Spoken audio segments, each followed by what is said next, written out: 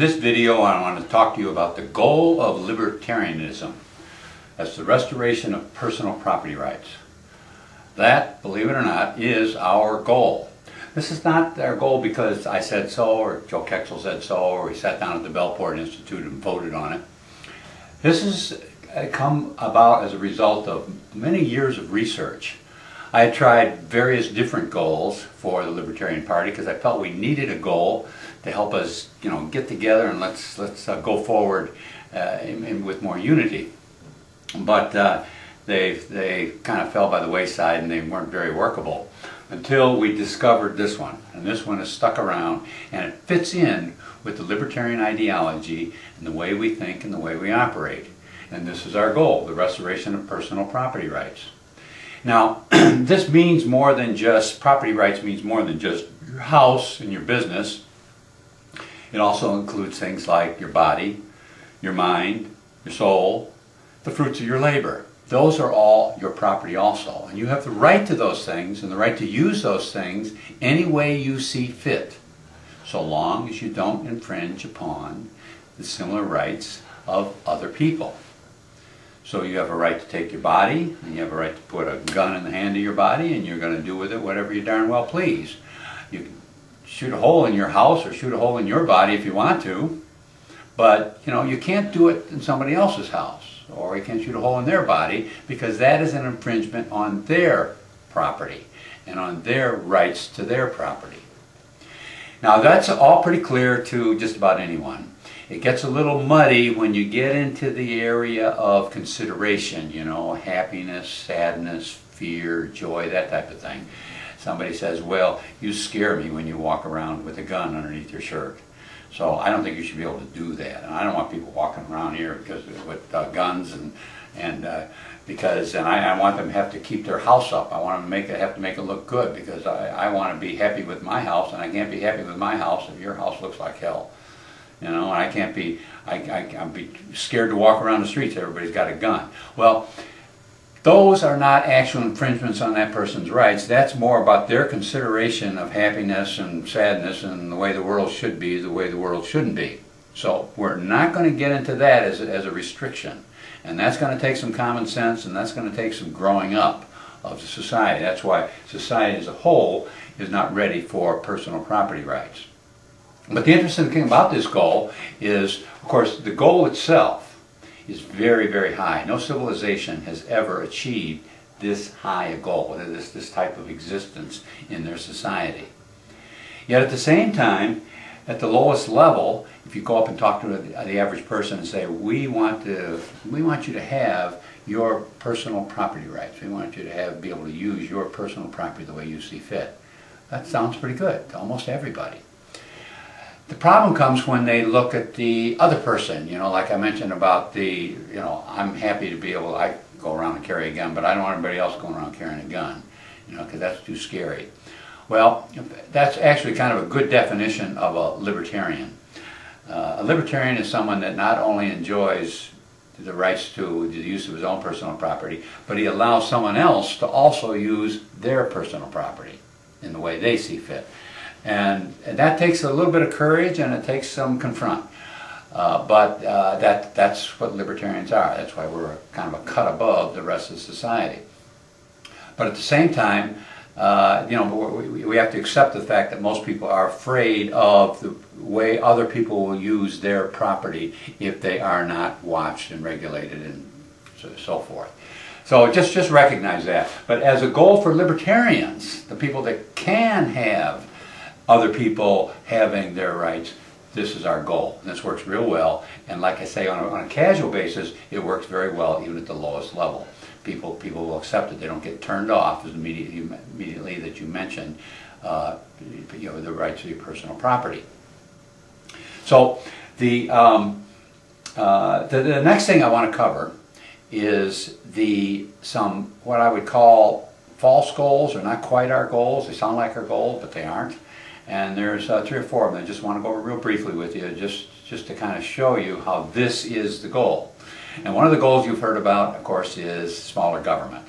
As a matter of fact, I've heard newspapers say, well, 60% of the people want smaller government, so therefore 60% of the people are libertarian.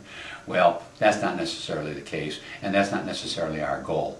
The problem with smaller government being our goal is as soon as it's achieved, you get a little smaller government. For instance, you balance the budget. It's going to shrink the government a little bit. Balance the budget. Does that mean we're done? We've reached our goal? Game over? Let's go home? Well, you know it doesn't. The other problem with that goal is because we know that that is not the end of the game when we make smaller government.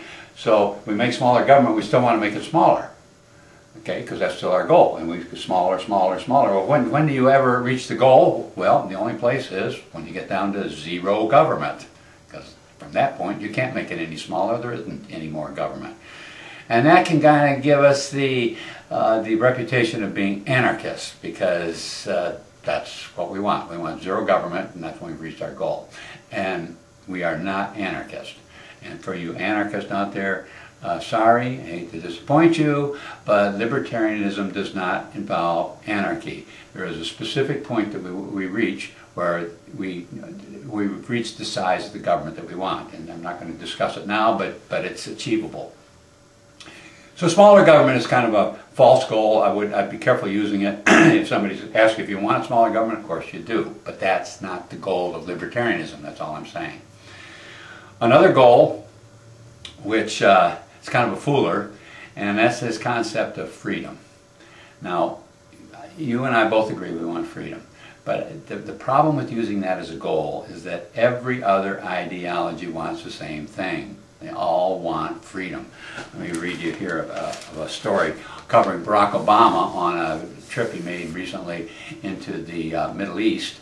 In that trip, he visited a place called Burma. It used to be called Burma, now it's called Myanmar, but it used to be called Burma. And they just made some changes there in the Burmese government. And Barack Obama had this report on him, made these comments. But his praise and personal attention came with an admonition to those in charge. The work of ensuring and protecting freedoms has just begun. Now that's some pretty scary words. Consider what Barack Obama does and what he considers freedom to be, and he's just getting started on freedom. See, Barack Obama doesn't know squat about freedom. Certainly not this kind of freedom. His concept of freedom is the freedom to take money from rich people that have money and redistribute it to other people that don't, or don't have enough money, whatever he conceives it to be. His concept of freedom is the freedom to just spend money like crazy, turn the country into an anti-state, give people whatever they want as long as they're going to vote for him, turn them into victims. That's his concept of freedom. So when you use freedom, you're also bringing in that concept of freedom, because that's what other people believe is freedom. There's another great freedom that's coming from the conservatives, the right-wingers amongst us. And you can, if you listen to their talk show, every once in a while they will get up there and they will talk very adamantly about freedom. All right, I hear from Mark Belling and Sean Hannity, Bill O'Reilly. They talk about freedom, and that's why we have to have big armies all over the world to protect our freedom. That's why we need big police forces, and that's why the Patriot Act is an absolute necessity. And we have to have a war on drugs because we want to be free. It's a dangerous world, and without all those things, we won't be free. We can't be free unless we have a big army. That's the way they think, but that's their concept of freedom. So all I'm saying to you is be careful with the concept of freedom. It's a very nice sounding word, and I would use it very loosely, but if you really want to distinguish yourself from these other ideologies, talk about the restoration of personal property rights, the right for you to do what you want with your personal property. All right? That is the goal. That is our actual goal. Now there's another concept that I want to talk a little bit about, and that's this party of principle. Some people misrepresent that as a goal. That's really not a goal. I mean, that is a policy. This is our goal. That is a policy that we follow and we adhere to as we move up towards that goal. Let me give you an example. We have two young men, and both of them have a goal to make a lot of money. They're going to get rich. And one of them says, yeah, I'm going to get rich, but I'm always going to respect people's rights. I'm going to give them a good deal. I'm going to give them a better deal than get anyplace else. and they're going to come to me and spend their money, and I'm going to get rich that way. Another guy says, yeah, I'm going to get rich, but this is a rough world. And if I have to step on people, and if I have to crush them to get to where I'm going to do it, because that's the way things work, and I want to make a lot of money. Well, they both have the same goal, make a lot of money, but they have different policy that they're going to follow in achieving that goal. And party of principle is a policy. A policy tells you the way that you're going to behave. It gives you the parameters, the guidelines to your activities as you move up along your strategic plan. So we are the party of principle. That's a good policy. We're going to maintain that. We're not going to start selling out to achieve a little target along the way or something like that.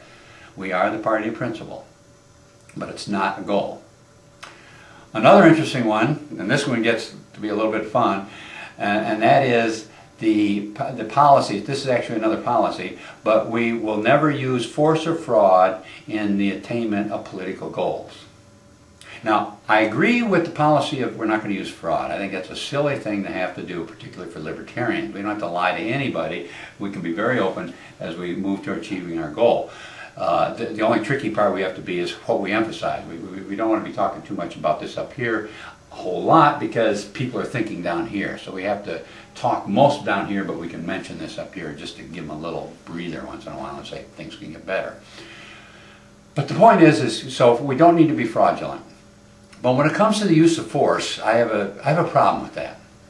First of all, if we look at the broad concept of force, that's not even true, that we would never use force to achievement of a political goal. And let me just show you a real simple example. I'm using force right now.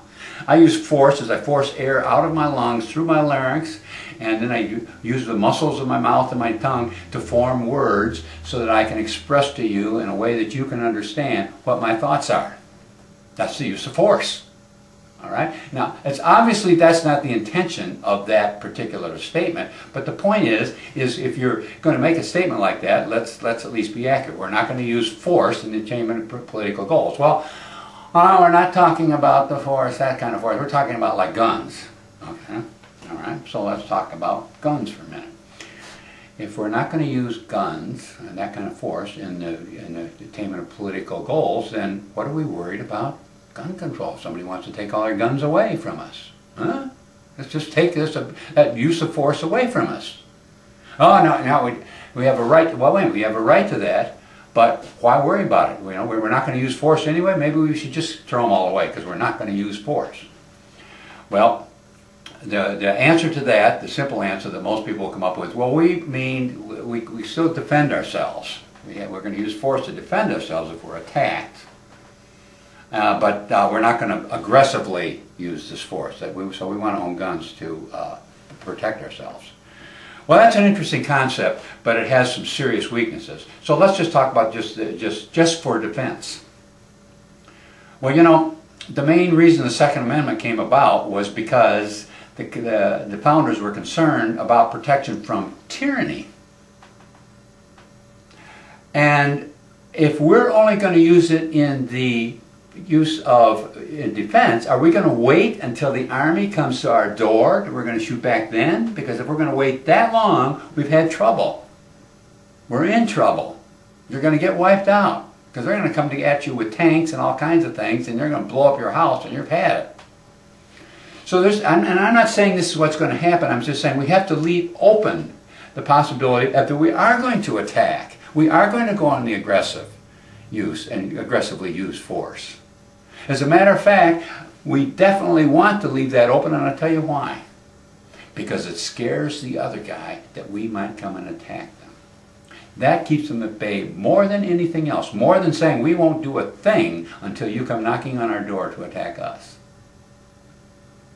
So I just want to disabuse you of this particular ideology, and I think we need to look at it. There's nothing wrong with people being afraid of us physically. There's nothing wrong with that. We need to be tough in the physical universe, not just with our minds and our thoughts. We have our body, mind, and soul. All right? We need to be tough mind-wise, but we also need to be tough body-wise. So I just want to, let's take a better look at that policy. It's definitely not a goal. I hope you all understand that. Our goal is not to achieve political ends without the use of force. That's simply not a goal. But as a policy, it has some severe limitations, and I think we need to review that. But I hope the main thing is to zero in on what our goal is. Our goal is very simple. It's the restoration of your personal property rights and the other guy's personal property rights. The restoration of the use of those property rights to the full extent, so long as you don't infringe upon the other person's property. You got it? And here's the bottom line, the thing I started with, and the thing I want to end with, because I want you to use this. Joe Kexel has used this, and he did very well. As those from Wisconsin know, he used this goal, and he used this strategic plan, which we'll talk about in another video. But he used that also very successfully, because it's an easy goal to say, it's an easy goal to hear. People accept it easily, and you will distinguish yourself with just a little bit, just a little bit of explanation, very little explanation, but you will distinguish yourself from the candidates of the other parties.